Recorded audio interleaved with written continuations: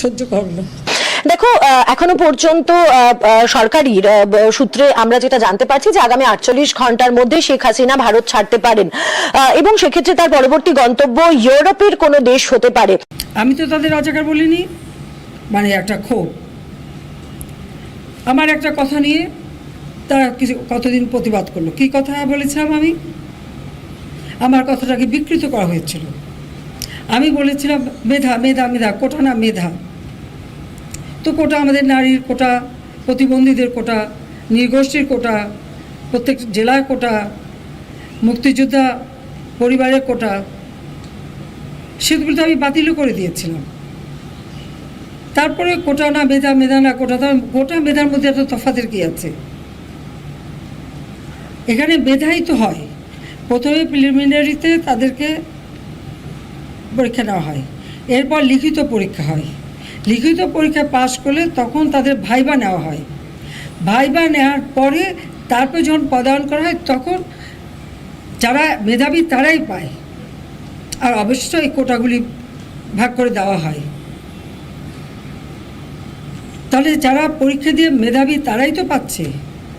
সেই সূত্রে আমি বলেছিলাম যে কি মেধাবী কি শুধু মানে মুক্তিযোদ্ধা পরিবারের সন্তান সন্ততিরা কি মেধাবী না?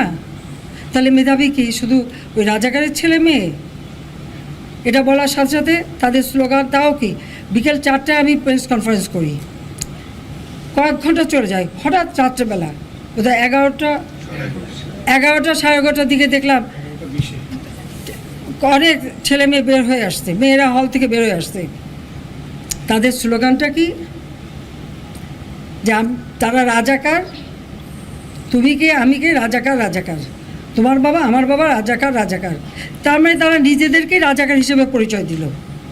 আমি তো তাদের রাজাকার বলিনি। তারা নিজেরাই স্লোগান দিয়ে নিজেদেরকে রাজাকার হিসেবে পরিচিত করলো সকলের কাছে। এবং এটারই প্রতিবাদ প্রত্যেক শ্রেণী পেশার মানুষ কিন্তু করেছিল, সকলেই। হ্যাঁ, আমাদের ছাত্রলীগ থেকে শুরু করে, যুবলীগ থেকে শুরু করে অন্যান্য সংগঠন, প্রগতিশীল সংগঠন, সকলেই কিন্তু এর প্রতিবাদ করেছে। এমন কোনো সেকশনের মানুষ নাই যেটা প্রতিবাদ না করেছে। তখন তারা তাদের স্লোগান পরিবর্তন করলো। কী স্লোগান? চেয়েছিলাম অধিকার, হয়ে গেছি রাজাকার। আরে রাজাকার তো আমি তোমাদের করি নাই, তোমার নিজেরা স্লোগান দিয়ে তোমাদেরকে রাজাকার করেছো। তোমরা স্লোগান দিয়েই তোমাদের পরিচয় দিয়েছো। তোমরা শুধু না, তোমরা রাজাকার, তোমার বাবা রাজাকার, এটা তো তোমরাই করেছো। এবং ভারতের তরফ থেকে তাকে কিছুটা সময় দেওয়া হয়েছিল যে তার পরবর্তী পদক্ষেপ চূড়ান্ত করার জন্য।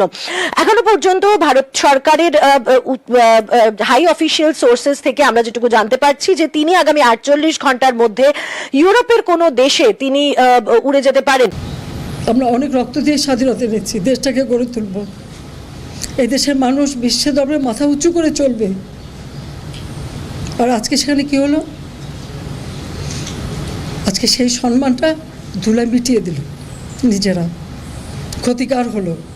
আমি জানি না যারা এই সন্ত্রাসীর সঙ্গে জড়িত তাদের কিছু আসে যায় না।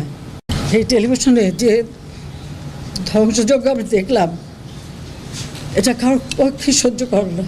তোমরা রাজাকার, তোমার বাবা রাজাকার, এটা তো তোমরাই করেছো। চেয়েছিলাম অধিকার, হয়ে গেছি রাজাকার। আরে রাজাকার তো আমি তোমাদের করি নাই, তোমার নিজেরা স্লোগান দিয়ে তোমাদেরকে রাজাকার, তোমার স্লোগান দিয়েই তোমাদের পরিচয় দিয়েছো। আমি তো তাদের রাজাকার বলিনি। তারা নিজেরাই স্লোগান দিয়ে নিজেদেরকে রাজাকার হিসেবে পরিচিত করলো সকলের কাছে। তুমি কে আমি কে, রাজাকার রাজাকার, তোমার বাবা আমার বাবা, রাজাকার রাজাকার।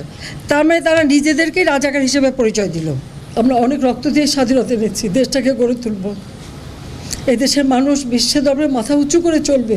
রাষ্ট্রপতিকে 24 ঘন্টার আলটিমেটাম, এখানে আলটিমেটাম, ওখানে আলটিমেটাম দেওয়া, একটা মানলে আরেকটা মানলে আরেকটা। তো মুক্তিযোদ্ধার সন্তানদের তো এখন আর ওই বয়স নাই, 5% সেটাও তারা পেয়ে গেল।